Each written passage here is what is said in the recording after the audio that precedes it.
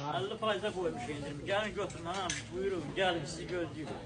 Bak bu kıştan kalanlar aslında kışlık değil. Bunlar öyle geçen vitropkalardı bak. Sadece indi bu mende kış vakti satıldığına göre bunlar koymuştuk bak 50% indirimle. Yarın bu iki tane de stendti bak.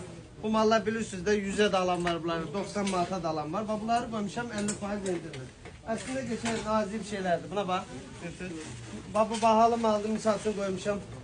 Rengine göre ucuz kıymete koymuşam. Nesiyadı misal için. Dayan. 25 manata düşür. Bunlar nesiye düşür dayan. 22 manat 50 yapıyor. Bir tane buna bak güzelliğe bak. Bak. Merakeş mallardı. Bakın Merakeş. Görürsünüz. Bak internette de yazın çıkacak.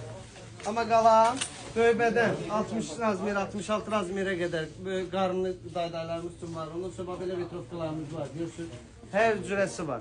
Ayakkabı krasovkadaki da orijinalından cirdirmesine kadar her şeyimiz de var. Yüreğiniz ne isteyin gelin. Kottan ne kottan. Bu Ne yerde istiyor, kalanlarsa yani? bunlar 5 Mart'a koyulanlardı da demiyorlar ki kalmıyor da bu da yani bir üçüncüne tutarlar. Gelin. Sizi gözlüyoruz. Gelin bize destek olun. Bizi beğenin.